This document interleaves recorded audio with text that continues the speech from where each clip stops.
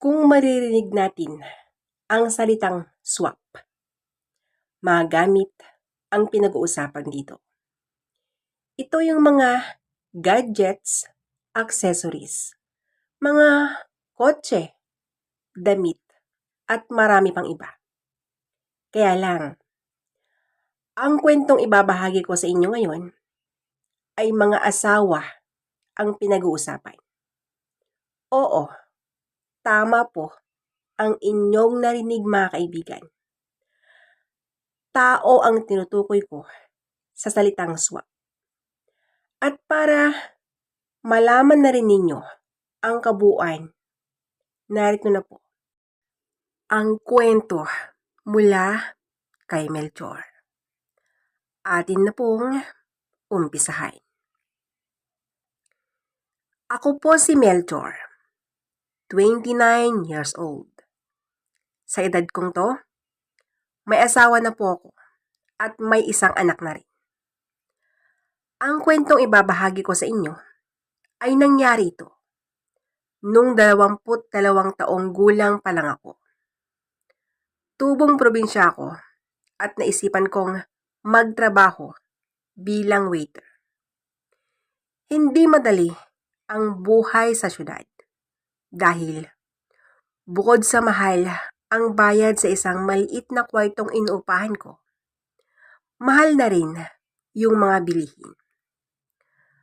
Todo tipid ang ginagawa ko nun sa kagustuhan kong may maipon din ako para sa ina ko. Bale, patay na ang aming ama. Ako lang yung inaasahan nila. May asawa na kasi yung kapatid ko. Kaya ako na lang ang magbanat ng buto para makatulong. Pero kahit doble kayod at kahit triplihin ko pa ang aking pagtitipid, hindi pa rin sapat ang kakarampot na kinikita ko. Dahil talagang maliit lang ang sahod ko that time. Hanggang sa isang araw, naisipan kong maghanap ng ibang boarding house na mas mura. Nakahanap naman ako agad. Kaya lang, may kasama ako sa kwarto. Oo, mas mura nga ito. Pero wala na akong privacy. Tiniis ko na lang ang lahat dahil parang mabait naman ang kasama ko. At hindi nga ako nagkamali. Mabait si Jerome. Si Jerome ay kagaya ko din. Nag-iisang nabubuhay sa syudad. At isa din siyang probinsyano. Kaya mabilis lang kaming nagkapalagayan ng loob.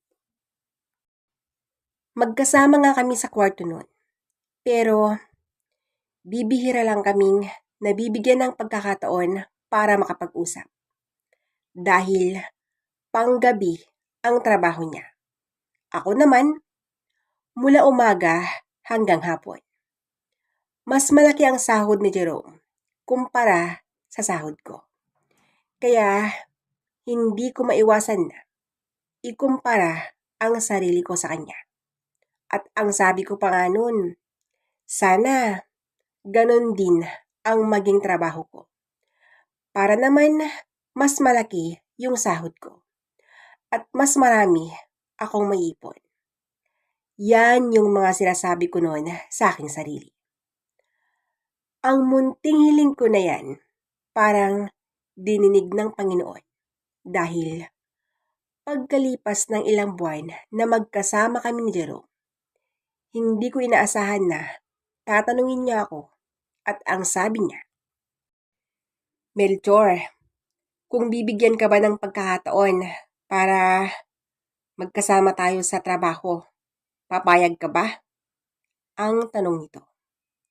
Sa sinabi ni Jerome, hindi ako makapaniwala. Kaya napatayo ako sa aking kinaupuan at ang sagot ko sa kanya, Jerome, anong ibig mong sabihin? Ang nagtatakang tanong ko kay Jerome. Alam mo, medyo mahirap ang trabaho ko. Kaya yung karelyevo ko, nag-back out. Hindi daw niya kaya ang trabaho namin. Kaya ayun, wala na akong kasama ngayon.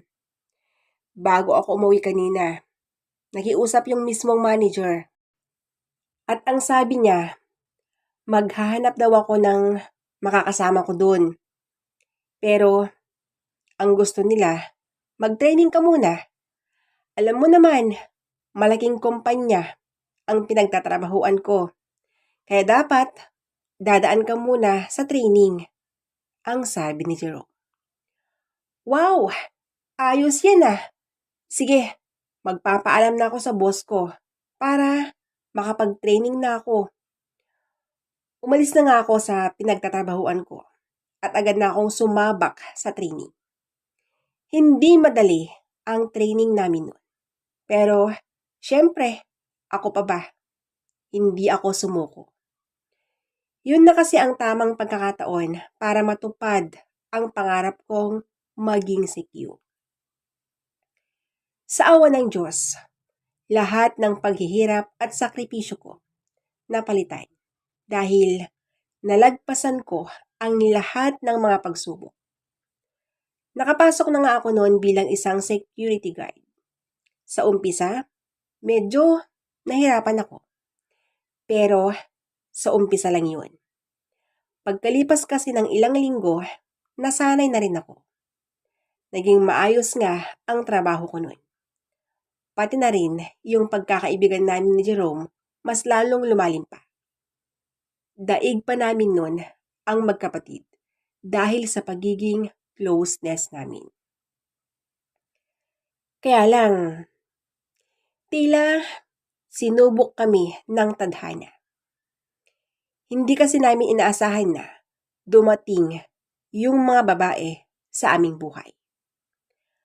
Magkaibigan din ang dalawang ito. At gaya namin ni Jerome, magkatrabaho din sila. Nakilala namin sila sa isang party. Nagkataon kasi noon na yung manager nila ay yung manager namin magkaibigan. Tao lang po kami na makaramdam din ng pagmamahal. Sabay kami ni Jerome na nanligaw sa dalawa. Hanggang sa sabay din nila kaming sinagot. Naging masaya kaming apat noon. Double date ang lagi naming ginagawa. Pagkalipas ng 2 taon, naisipan naming magsama-sama na lang kami sa isang boarding house para makatipid kami. Nangungupahan lang din kasi ang mga jowa namin. Kaya naisipan naming tumira na lang sa isang boarding house. Ang ginawa namin noon, bumili kami ng plywood para may divisyon ang aming kwarto. Nung una, magkasama ang mga jowa namin sa higaan. Pero pagkalipas lang ng ilang buwan, hindi na namin napigilan ang aming mga sarili. Nagkataon kasi noon na kaarawan ni Jerome. May konting handaan at syempre, hindi naman pwedeng mawala ang alak sa lamesa. Nag-inuman kaming 4. Masayang-masaya kami noon dahil magkakasundo kaming lahat. Medyo naparami ang naitumba naming bote. At habang nagiinuman kami, nung nagpaalam na si Jerome, hindi na raw niya kayang uminom. Hinayaan ko na lang itong pumunta sa kwarto. At pagkalipas naman ng ilang saglit, yung jowa ko naman ang nagpaalam. Gaya naman ni Jerome, natamaan na rin ito. Nung nakalis na ang jowa ko, lumapit ang jowa ni Jerome. At ang sabi niya, "Oh, ikaw, hindi ka pa ba matutulog? Wala na yung mga jowa natin. Sabay na silang tinamaan ng alak. Mahina sila." Ang natatawang sabi nito. "Baka naman pati ikaw, iiwan mo na rin ako dito, Melchor. Naintindihan ko. Sige na, pumunta ka na sa higaan niyo ni Jerome. Ako na lang ang mag-ayos dito. Huwag kang mag-alala. Kaya ko pa." Sige na, pumunta ka na doon, ang sabi ng jowa ni Jerome na itago na lang natin sa pangalang Donita. Dahil sa mga sinabi ni Donita, sumagot naman ako at ang sabi ko sa kanya, Donita, huwag kang mag-alala. Hindi tayo iiwan dito. Inom pa tayo, ang sagot ko. Uminom nga kami noon at nakarami pa kami. Maghahating gabi na nung nagpasya kaming itigil na ang pag-iinom. Nagtulungan kaming dalawa para ayusin ang mga kalat. Pagkatapos naming ayusin ang mga kalat na yun, pumunta na si Donita sa higaan nila ng jowa ko. At ako naman, nagtungo muna ako sa banyo para mag-shower. At habang nagbabanlaw ako, narinig kong may kumakatok. Binilisan ko ang pagbabanlaw para makita ko kung sino ba ang nasa labas. Pagbukas ko ng pintuan, si Donita ang nasa labas at umiiyak siyang yumakap sa akin. At ang sabi niya, Melchor, anong kasalanan ko? Bakit nila ako ginaganito? Ang sakit!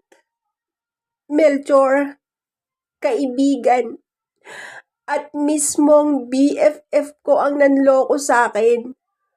Ang umiiyak na sabi ni Donita. Donita, teka lang, hindi kita maintindihan.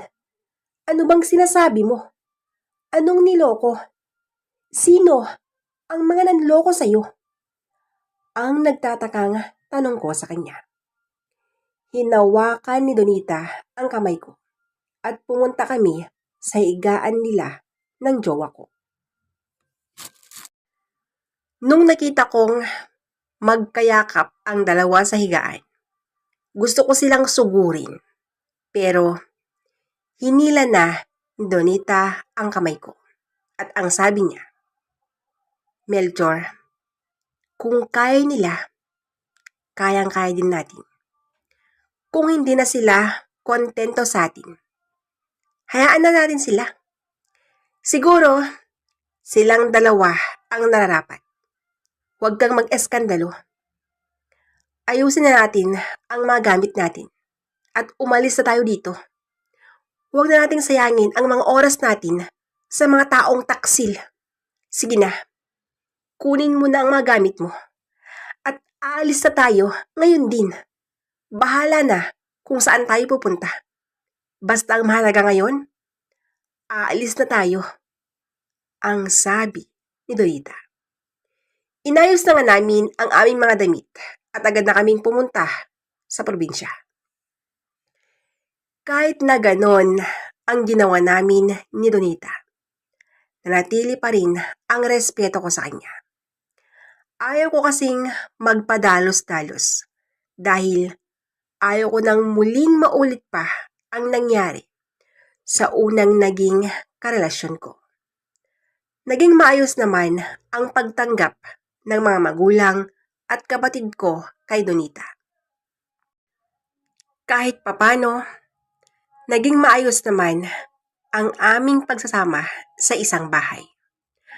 Hanggang sa hindi ko namamalayan na unti-unti nang nahuhulog ang loob ko sa kanya. Sinubukan ko siyang ligawan. Nung una, hindi siya naniniwalang mahal ko siya. Pero nung nakita at naramdaman niyang seryoso ako sa kanya, pagkalipas ng 1 taon, sinagot din niya ako. Naging masaya at talagang ramdam ko ang pagmamahal niya. Pakiramdam namin, kontento na kami sa isa't isa. Ayaw ko nang muling maulit pa ang nangyari sa unang naging karelasyon ko. At mas lalong ayaw kong mawala si Donita.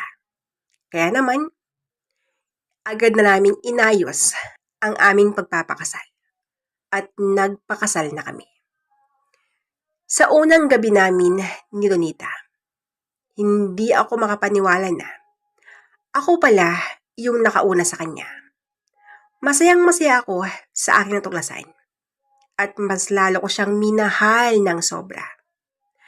At nangako ako sa kanya na gagawin ko ang lahat para maging masaya lang siya sa piling ko. Sa ngayon, masasabi kong happy family na kami at mas lalong magiging happy kung makita ko na ang bunga ng pagmamahalan namin ni Donita. Dahil buntis siya at 1 buwan na lang makikita ko na. Yung tungkol naman sa ex ko at si Jerome na tinuring kong kaibigan, nang sabi ko noon parang magkapatid na kami. Nakita ko sa Facebook na nag-aaway na silang dalawa. Nagkaroon na pala sila ng anak at hindi nagbibigay ng sustento si Jerome sa mga anak nila. Dahil nalulung na daw sa bisyo ang dati kong kaibigan. Ang tanging nasa isip namin ng misis ko pag nakikita namin ang mga post nilang nag-aaway. Karma na yan sa inyong dalawa dahil manloloko kayo. Ganun na lang yung mga sinasabi namin dahil totoo naman kasi traidor si Jerome. Ganun din yung dating kaibigan ng misis ko. Siguro nga, ganun talaga. Pero sa katunayan, napatawad na namin sila. Yung mga ginawa nila, hindi namin makakalimutan. Oo, madali lang naman ang magpatawad, di ba? Pero yung sakit, dahil sila yung mga naging dahilan para matagpuan namin ang tunay na pagmamahal. Hindi nga namin alam kung magpasalamat kami sa kanila or maiinis dahil sa mga ginawa nila sa amin noon. Pero ngayon, mas pinili namin na mag-move on na lang. Dahil masayang-masaya na kami ng misis ko. Diyos na lang ang bahala sa kanilang dalawa. Dito ko na po tinatapos ang kwento ng buhay ko. Lubos na nagpapasalamat, Melchor. At yan po, mga ka-fresh, ang kwento ng buhay mula kay Melchor. Sana po ay nagustuhan po ninyo. Hanggang sa muli. Maraming salamat po sa inyong walang sawang pagkikinig. God bless us all! Ako po si Ella. 26 years old na po ako ngayon. Meron din po akong karanasan. Kaya naisipan ko pong ibahagi sa inyong lahat. Meron na po akong isang anak.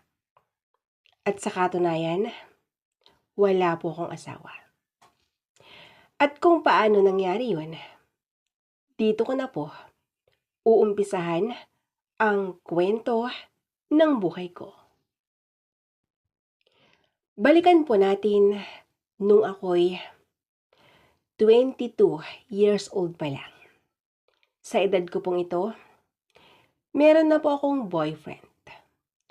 At sa hindi inaasahang pagkakataon, dahil sa mapusok kaming pareho, nakabuo kami ng bata na wala sa aming plano. At dahil sa kalagayan kong ito, sinabi ko sa boyfriend ko ang kalagayan ko. At sa hindi ko inaasahan, kinalikuran niya ako ng ganun-ganun na lang. Hinanap ko siya. Pumunta pa ako sa kanyang pinagtatrabahuan. Ang sabi ng mga taong nakausap ko doon, umuwi daw sa kanilang probinsya. At ito na ngayon. Naglakas loob akong sabihin sa mga magulang ko ang tungkol sa kalagayan ko. Nagalit ang tatay ko. At ang sabi niya, ipalaglag ko daw ang bata. Ang sabi niya sa akin, malaking kahiyan daw. Pag malaman ng mga taong buntis ako na wala namang asawa. Hindi ako pumayag sa kagustuhan ng aking ama. At ito namang boss niya, naniligaw pa rin siya sa akin kahit na alam niyang buntis pa rin ako. Sa kagustuhan kong matakpan ang ginawa kong kasalanan or pagkakamali, sinagot ko ang boss ng tatay ko.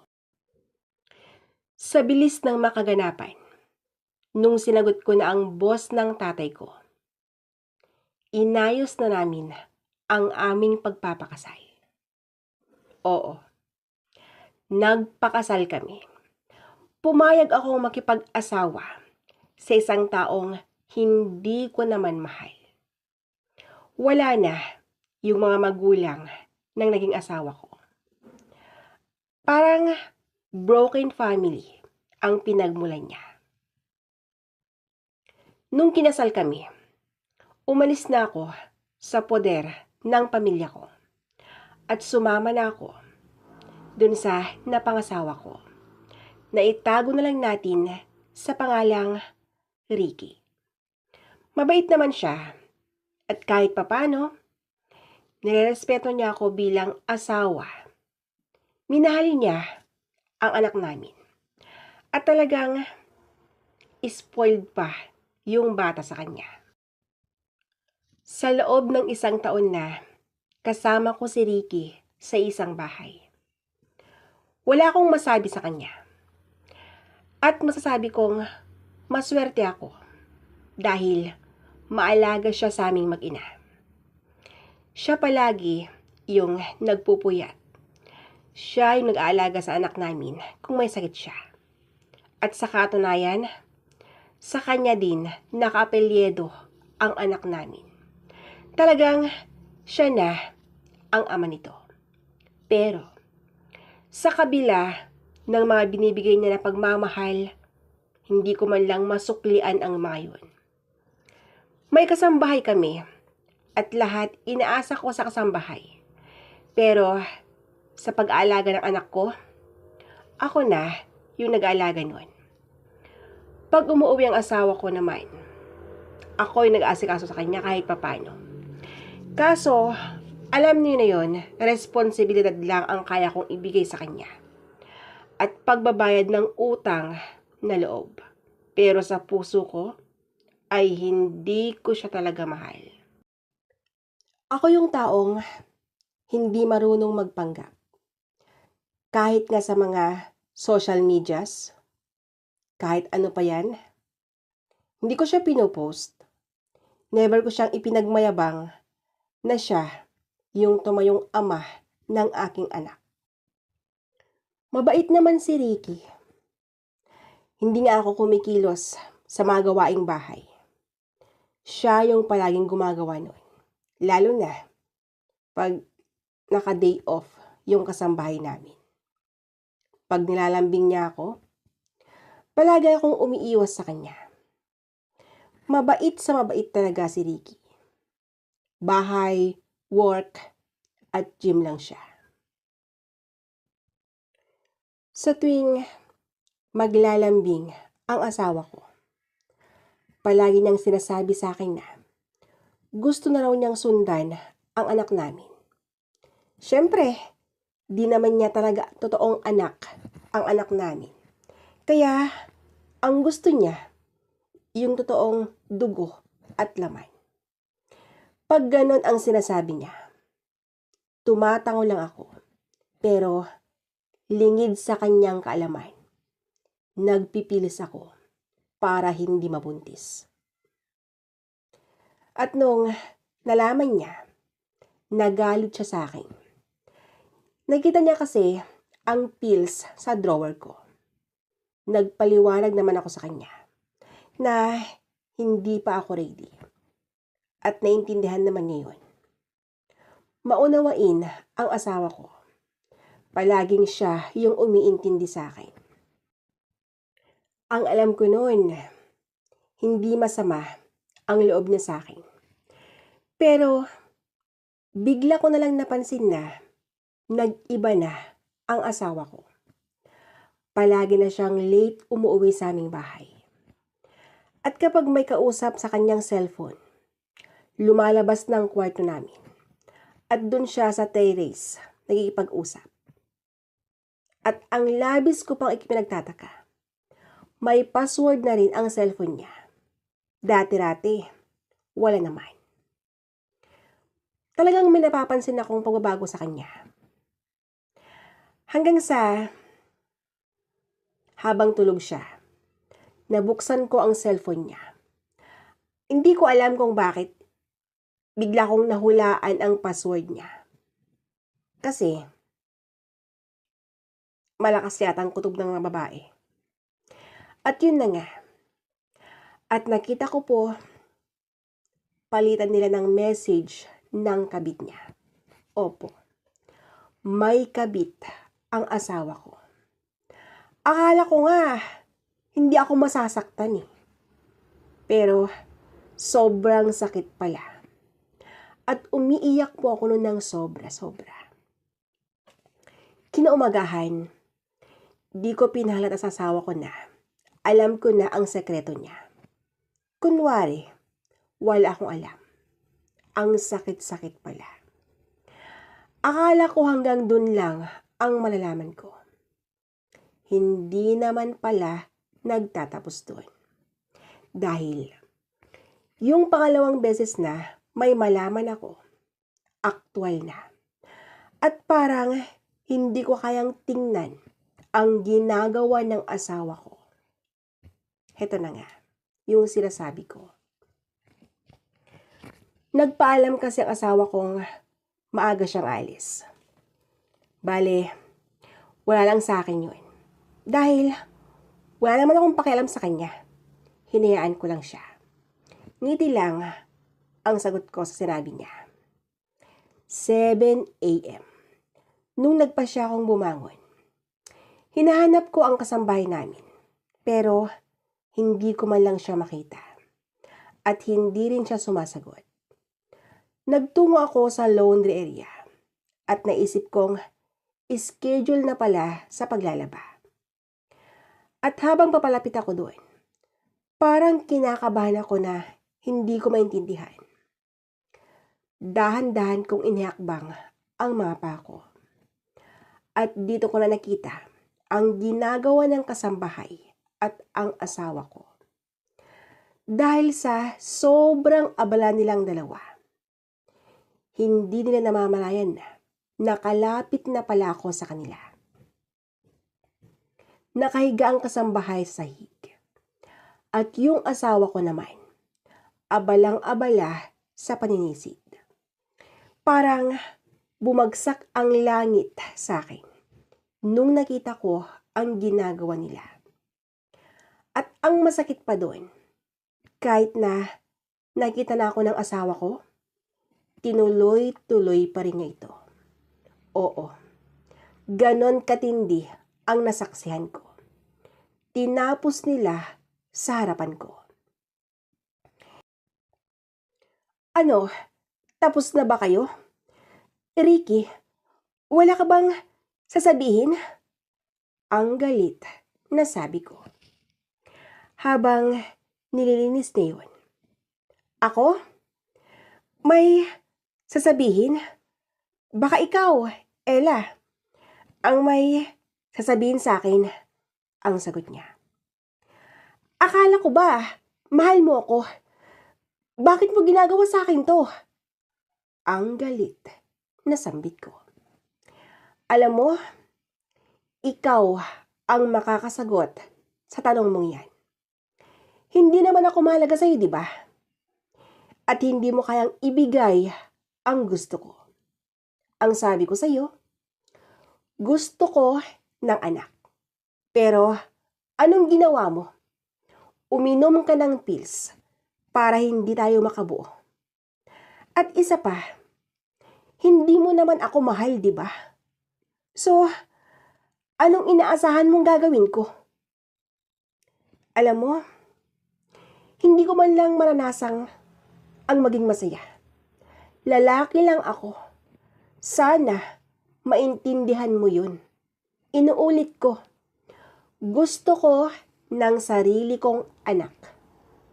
Alam mo, walang pupuntahan ang pag-uusap natin. Ang mabuti pa, umalis na lang kami. Maiwan na kayo rito. Hindi na ako masaya at hindi na kita mahal. Huwag mong inaasahan na gaya pa rin ako ng dati. Yung dating para akong asong ulol na habol ng habol sa'yo. Hindi na ako gaya ng dati. Inuulit ko, Ella. Ang galit na sambit nito. Ang bilis ng mga kaganapan. Hindi man lang ako nakapagsalita noon. Dahil agad na silang umalis. Naiwan akong umiiyak at hindi ko alam ang gagawin ko. Sa pag-alis ng kasambahay at yung magaling kong asawa, dito ko na-realize ang lahat-lahat. At inaamin kong nagsisisi ako. Pero kahit anong gawin ko, kahit magsisi man ako, alam kong wala nang mangyayari. Wala na. Hindi na may babalik pa sa dati. Sa ngayon, focus na ako sa anak ko. At yung ama ng anak ko naman, bumalik siya. Na para bang walang nangyari. At ang sabi niya, magsimula daw kami ng panibagong buhay. Dahil sa ginawa noon ng ama ng anak ko, hindi na ako muling nakipagbalikan sa kanya. Ayaw ko nang muling magpaloko sa pangalawang pagkakataon. Kaya, ang sabi ng aking ama, mas mabuti kong umalis muna kami sa lugar namin. Alam kong may punto ang aking ama. Kaya naman, pumunta kami sa bahay ng tiyuhin ko. Gusto kong magsimula ng panibagong buhay kasama ang nag-iisang anak ko. At higit sa lahat, gusto kong lumayo kami sa mga taong nanakit sa aming mag-ina. At dun naman sa naging ex ko na si Ricky. Hindi ko alam kung karma yung nangyari sa kanila ng dati naming kasambahay. Dahil ang balitang nakarating sa amin, lingid kasi sa kaalaman ni Ricky. May asawa pala ang dati naming kasambahay. At ang ending, hayun, nagkademandahan sila. Hanggang sa bumagsak ng tuluyan si Ricky. Sa ngayon, wala na siyang trabaho. At hindi ko alam kung ano'y na yung pinagkakabalahan niya ngayon. Wala na akong pakialam sa kanya. Hindi ko na iniisip yun. Hindi ko na iniisip na muling makipagkita pa sa kanya. Kahit na sinasabi ng ama kong kausapin ko raw siya ng maayos. Para saan pa? Siya yung nagloko. At siya naman talaga kasi yung nangungulit sa akin noon. Kaya napilitan lang akong pumayag na makipag-asawa sa kanya. Ayoko na. Kahit na anong sabihin ngayon ng tatay ko, hindi na ako muling nakikinig pa sa kanya. Hindi na gaya ng dati na sinusunod ko siya. Basta, ang mahalaga ngayon, okay na kami ng nag-iisang anak ko. Dito ko na po winawakasan ang istorya ng buhay ko. Lubos na nagpapasalamat, Ella. At yan po, mga ka-fresh, ang kwento ng buhay mula kay Ella. Sana po ay nagustuhan po ninyo ang kwento ng kanyang buhay. Hanggang sa muli. Maraming salamat po sa inyong walang sawang pagkikinig. God bless us all!